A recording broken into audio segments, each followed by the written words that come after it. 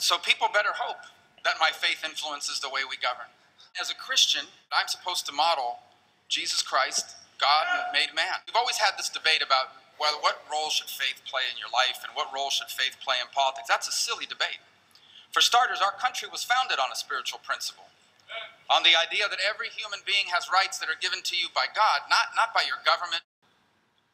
But I believe Jesus Christ is God. Today we see a rising tide of intolerance in America. Intolerance towards those who cherish these values. In our society where if you do not support same-sex marriage, you are labeled a homophobe and a hater. I think there are still a significant number of Americans that believe that the definition of marriage should be that of one man and one woman, as it has been for thousands of years. Same-sex marriage, that's a real and present danger.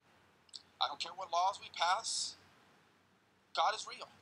You can't pass a court ruling that's going to keep God out of this building. You can't. He doesn't care about the rulings, and he doesn't care about the Supreme Court of the United States. You can't keep them out.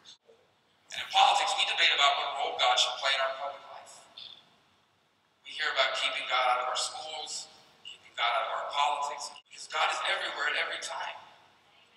He's the all-powerful creator of the universe, and he doesn't need our permission to be anywhere. So we can get a Supreme Court to overturn Roe versus Wade. We do everything possible within the constraints that it's placed upon us to confront it and certainly limit the number of abortions. We are clearly called in the Bible to adhere to our civil authorities. But that conflicts with also a requirement to adhere to God's rules. God's rules always win. In essence, if we are ever ordered by a government authority to personally violate and sin, in order to perform a same-sex marriage as someone presiding over it, we are called to ignore that. We cannot abide by that because the government is compelling us to sin. The purpose of our life is to cooperate with God's plan. I try to allow that to influence me in everything